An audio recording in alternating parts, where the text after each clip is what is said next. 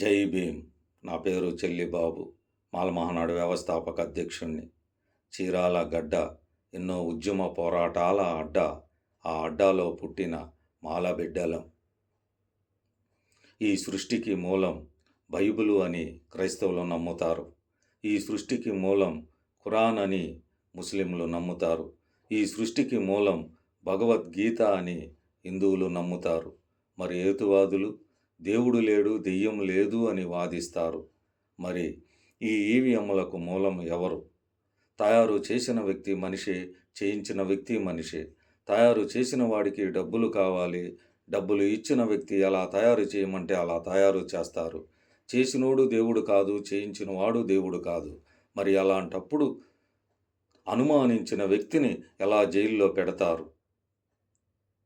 కేసీఆర్ గారు ముఖ్యమంత్రిగా ఉన్నప్పుడు ఢిల్లీ నుంచి వచ్చిన ఒక పెద్ద మనిషి స్వామీజీతో కలిసి ఎమ్మెల్యేల కొనుగోలు విషయంలో పాల్గొన్నప్పుడు ఈవీఎంలో ఉన్నంతకాలం నరేంద్ర మోడీ గారే ప్రధానమంత్రి అన్న మాట వాస్తవం కాదా? ఆ మాటలు చెప్పిన వ్యక్తికి 2 ఆధార్ కార్డులు ఉన్న మాట నిజం కాదా? 142 కోట్ల మంది ప్రజలకు ఈవీఎంల మీద అనుమానాలు ఉన్నప్పుడు సుప్రీంకోర్టు వారు ఈవీఎంలను ఎందుకు రద్దు చేయటం లేదో నాకు అర్థం కావటం లేదు. అగ్రరాజ్యంతో స్నేహం చేసినంత మాత్రాన, వాళ్ళతో కూర్చొని మాట్లాడినంత మాత్రాన మన దేశం అభివృద్ధి చెందదు. వారి విధానాలు కూడా పాటించాలి. అగ్రరాజ్యానికి లేని ఈవీఎంలు మనకెందుకు? బ్యాలెట్ విధానం మనకు కొత్త ఏమీ కాదు కదా. జమినీ ఎన్నికలో మర్మం ఏమిటి?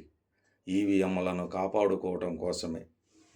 100 కోట్ల మంది ఓటర్లు ఉంటే 200 కోట్లు బ్యాలెట్ పత్రాలను ప్రింట్ చేయాలి. అది ఒకసారే చేయటం కష్టతరమనే భావన కలిగించి ఈవీఎంలు అనివార్యమని చెప్పటమే ఈ జమినీ ఎన్నికల యొక్క రహస్యం. సర్వే సంస్థలు కూడా ప్రజల్లోకి వెళ్ళి సర్వే చేయటం మానేశాయి. నరేంద్ర మోడీ గారు మైండ్ సెట్ను బట్టే సర్వే చేస్తున్నాయి. ఈ రాష్ట్రాన్ని నరేంద్ర మోడీ గారు తీసుకుంటారా, జాలిపడి ప్రతిపక్షాలకు వదులుతాడా అనే పరిస్థితుల్లో మనం ఉన్నాం. ఇండియా కూటమి నాయకులారా, ఇప్పటికే 10 సంవత్సరాలు మీరు టైం వృధా చేశారు. మనకున్న ఒకే ఒక్క మార్గం సుప్రీంకోర్టు మాత్రమే. మనం భారతదేశంలో మరొక స్వాతంత్ర ఉద్యమం జరగాలి. ఈవీఎంలు వద్దు, బ్యాలెట్ ముద్దు అని గ్రామ గ్రామాన, వాడవాడల ఈ ఉద్యమానికి ఇండియా కూటమి నాయకత్వం వహించాలి. ఈ నిరసనల సెగ అహింసా మార్గంలో జరగాలి. సుప్రీంకోర్టు తలుపులు తట్టాలి. అప్పుడే మనం మన దేశాన్ని, మన లౌకిక వాదాన్ని గెలిపించుకోగలం. జై భీమ్. జై భారత రాజ్యాంగం.